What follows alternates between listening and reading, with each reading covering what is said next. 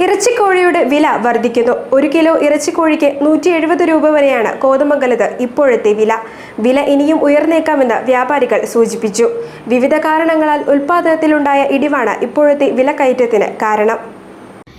2 ആഴ്ചയ്ക്കുള്ളിൽ 40 രൂപയുടെ വരെ വർധനവാണ് ഇറച്ചിക്കോഴിക്ക് ഉണ്ടായത്. 120-130 നിലവാരത്തിൽ നിന്നാണ് 170ലേക്ക് വില ഉയർന്നത്. ഇത് കോഴിയിറച്ചി ഉപഭോക്താക്കളെ ബുദ്ധിമുട്ടിച്ചിരിക്കുകയാണ്. ഇതോടൊപ്പം ഹോട്ടലുകാർക്കും പ്രതിസന്ധിയുണ്ട്.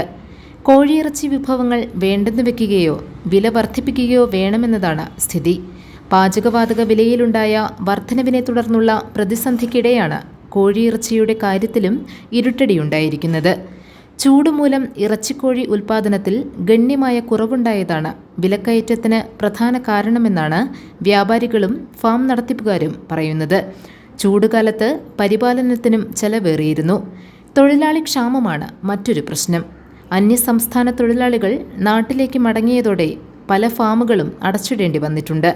ചൂട് പ്രശ്നവും തൊഴിലാളി ക്ഷാമവും പരിഹരിക്കപ്പെടുന്നതോടെ ഇറച്ചിക്കോഴിയുടെ വില കുറയുമെന്നാണ് വ്യാപാരികളുടെ അഭിപ്രായം. ഉൽപ്പാദനം സാധാരണ നിലയിലെത്തുന്നതുവരെ വിലയിൽ നേരിയ ഉയർച്ചയ്ക്ക് ഇനിയും സാധ്യതയുണ്ട്. News desk GTV news.